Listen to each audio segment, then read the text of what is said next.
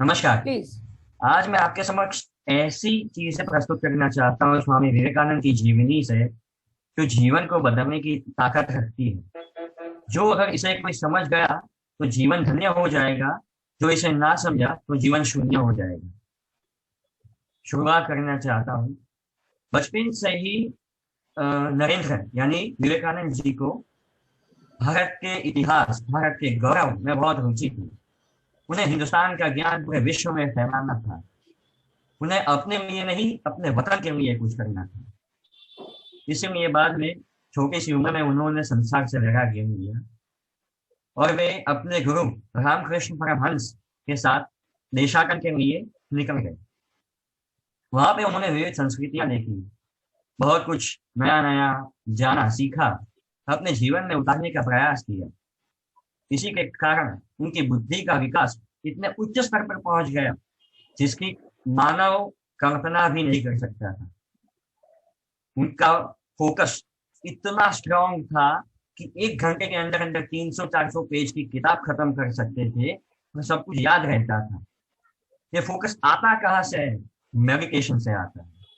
Meditation वो नहीं जो आप आंख बंद करके बैठे हैं। मेडिटेशन वो है जो एक ही चीज पे कंटिन्यूअस फोकस हो और आपका दिमाग उसी के लिए काम करे।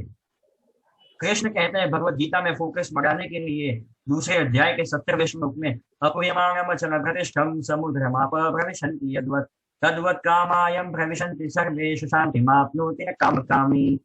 मतलब जैसे समुद्र में हर क्षण नदियां आती रहती है, फिर भी कभी भी समुद्र अस्थिर नहीं होता, हमेशा स्टेबल रहता है। वैसे भी मन में विचार आएंगे, लेकिन विचार आना या जाना ये हमारे वश में नहीं, और उन पर एक्शन लेना ये हमारे वश में नहीं। कौन से विचार पर एक्शन लेना, किस पे नहीं, ये हम पर है। इसमें उसी पे विचार में जो आपको अपने लक्ष्य तक पहुंचा सके। हमारे उपनिषद में एक श्लोक है, अनुपूर्ण से संकल्पम प्रतिकूल से वर्जनम। स्वामी विवेकानंद इसको बहुत मानते थे। वो मानते थे दिमाग एक ऐसा भंडार है जिसमें जो डालो ना वही बाहर आता है। अगर आपको आपका कंटेंट या आपका फोरग्राउंड इंप्रूव करना है तो आपका बैकग्राउंड इंप्रूव करना पड़ेगा।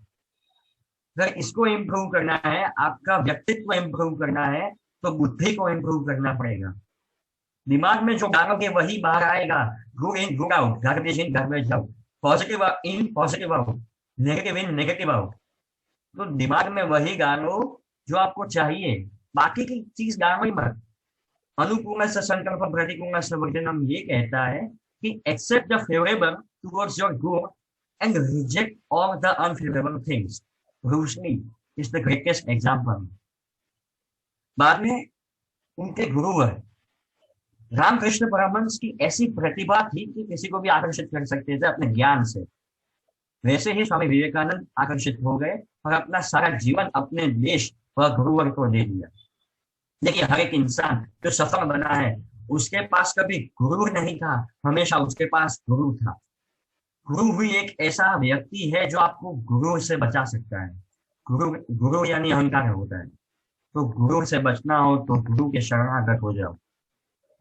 बाद में उनको बचपन से था कि भारत भारत भारत भारत का ज्ञान पूरे विश्व में फैलाना है। इसलिए उन्होंने वेद, उपनिषद, पुराण ये सब पढ़ना शुरू किया। ये सब संस्कृत भाषा में, और संस्कृत भाषा के महापंडित थे स्वामी विवेकानंद जी। और संस्कृत भाषा ही एक ऐसी भाषा है जिसमें समग्र ब्रह्मांड का ज्ञान समाता है। तो ऐसा महाज्ञान जो स्वामी विवेकानंद ने लिया, उनको संसार में बांटना था, क्योंकि भारत की प्रतिभा थी। भारत को विश्व गुरु बनाना था विवेकानंद जी को। इसीलिए एक हाथ में गुरुओं का ज्ञान और दूसरे हाथ में श्रीमद् भगवत गीता, दोनों जब मिल जाए तब कोई रोक नहीं सकता किसी को भी सक्सेस पाने से। वो एक ऐसे विजनरी कैप्टन थे, जैसे लोग वीकेंड प्लान करते हैं ना, वो बच्चों को या यूथ को नेक्स्ट टाइम आएगा जब मुसीबतें ज्यादा होंगी तो सक्सेस कैसे पानी है उसके लिए ट्रेन करते थे।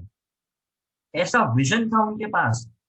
अब से हम 2 दिन पहले का सोच सकते हैं, वो 2 साल पहले का सोचते थे। सॉरी, 2 साल बाद का सोचते थे क्या होगा, कैसे होगा, कैसे एम्पावरमेंट आएगा, कैसे, क्योंकि यूथ ही भविष्य है। वो हमेशा कहते थे बुद्धिमान मनुष्य सदैव वर्तमान में रहते हैं, फिर भी विवेकानंद जी कहते थे कि भविष्य के बारे में चिंतन करना अत्यंत आवश्यक है, क्योंकि भविष्य ही आने वाला वर्तमान है। ये बहुत ही गजब बात है, जो समझ गया ना तो सच में उसका जीवन धन्य हो गया। और एक ऐसी मोस्ट इम्पोर्टेंट बात बताने जा रहा हूँ विवेकानंद जी के व्यक्तित्व से। वो कहते थे, don't over think anything, because over thinking leads to negative thoughts. जीवन में समस्या आए ना, तब ये दिमाग में बिठा लेना, ओवर थिंकिंग करना ही नहीं। ओवर थिंक कर कर कर करके इतनी सी प्रॉब्लम का हम इतना बड़ा कर देते हैं। एक्चुअली प्रॉब्लम होती ही नहीं है, ये हमारी सजागरूकता का अभाव है। प्रॉब्लम होती ही नहीं है, अलर्टनेस अगर हम में है तो प्रॉब्लम आएगी ही नहीं। इसीलिए ओवर थिंक करने का ही नहीं, जो है उसी पर काम करो, और सिर्फ काम करो। फल की आशा रखोगे तो फल अच्छा मिलेगा तो प्रसन्न होंगे, नहीं मिलेगा तो डिप्रेशन में जाओगे। कृष्ण कहते हैं भगवद गीता में, कर्मण्येवाधिकारस्ते मा फलेषु कदाचन मा कर्मफलहेतुर्भुर्मा ते संगत्वा कर्मणि। मतलब कर्म करोगे तो फल मिले या ना मिले, पर कर्म ही नहीं करोगे तो फल नहीं ही मिलेगा। तो सबसे इंपॉर्टेंट है कि काम करो। काम करो मतलब ऐसा नहीं कि सिर्फ करो, उसकी डायरेक्शन, उसकी क्वालिटी, आपका मन भाव कैसा हो, वो इंपॉर्टेंट है यहाँ पे। सिर्फ कर्म तो रिक्शा वाला भी करता है, अंबानी भी करता है। ज्यादा कहाँ से होता है इम्प्रूवमेंट, रिक्शा वाले से या अंबानी से? अंबानी से होता है। इसीलिए काम की डायरेक्शन, आपकी मनस्थिति और क्वालिटी सब कुछ इम्पैक्ट रखता है यहाँ पे। और इसी के साथ मैं कहता हूँ, आप इसे अपने जीवन में उतारे, जीवन की दशा अपरंपार हो जाएगी। धन्यवाद। जय हिंद, जय भारत। कि आप सभी लोग जीवन में एक बार श्रीमद् भगवद गीता अवश्य पढ़े, क्योंकि श्रीमद् भगवद गीता एक ऐसी किताब नहीं, एक ऐसा जीवन है जो आपकी सेल्फ बिलीफ सिस्टम को पावरफुल कर सकती है। मैं एक एग्जांपल देना चाहता हूँ नेल्सन मंडेला का।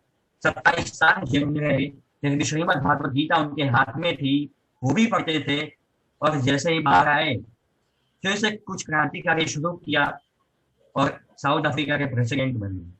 तो ये भगवत गीता एक ऐसा मोटिवेशन है, 5200 साल पहले दिया गया भगवान के द्वारा, ये मोटिवेशन है। जो समझ गया ना, सच में उसका जीवन पार हो जाएगा। तो मैं यही कहना चाहूंगा कि एक बार तो भगवत गीता पढ़े। धन्यवाद।